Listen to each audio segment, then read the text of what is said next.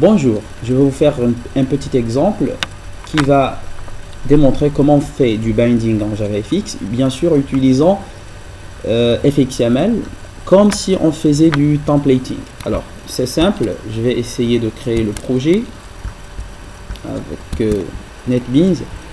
Alors, directement, je vais le nommer App5.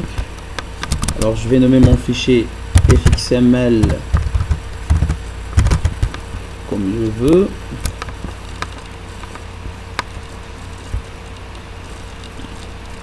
Alors, après avoir fait cela, donc NetBeans me génère tout ce dont j'ai besoin, la classe main, et bien sûr, ici me génère un petit truc par défaut. Donc moi, j'ai pas besoin de ce bouton. L'application, l'exemple que je vais faire, c'est juste un petit text field et un label qui va me permettre en quelque sorte de taper directement sur le text field et puis avoir directement le champ texte, et taper sur le champ texte et avoir directement de façon synchrone le texte affiché directement sur le label. Alors dans le contrôle, je n'ai pas besoin par exemple de cette gestion de cette action. Bon, je vais garder tout simplement ça lorsque je vais montrer l'équivalent de ce que je vais faire en XML en Java, en code Java. Alors j'enregistre et puis je viens ouvrir le fichier FXML et je l'édite dans SceneBuilder. Donc je viens ici, développement, donc je fais app, voilà, app5, je ouvre, source, app5, voilà, mon fichier FXML. Alors, donc ce que je vais ajouter, c'est seulement un champ texte. Donc je vais d'abord déplacer ce label à un endroit un peu, je vais l'agrandir aussi, pour que lorsque je vais insérer du contenu, ça s'affiche directement. Alors, et puis après je vais prendre un text field, je vais l'insérer là-dessus. Alors je l'insère comme ça, hop, et puis j'enregistre.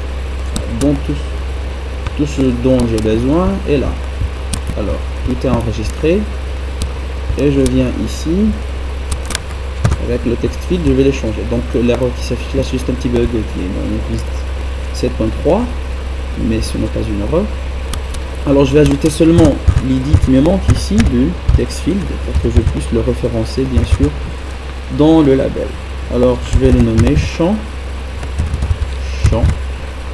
Alors, champ 1, c'est le nom que je lui donne, c'est l'identifiant, et puis je viens dans le label, je vais ajouter que le texte va venir bien sûr du champ texte. Alors tout simplement, pour ce faire, je fais le signe $, j'ouvre les accolades et puis je mets le chemin bien sûr vers la propriété texte, le texte property bien sûr, mais ici on enlève la partie property, c'est pas comme lorsqu'on travaille en Java. Alors je fais champ 1.text. Normalement ça va référencer normalement au texte property du text field. Alors j'enregistre et puis hop, j'exécute.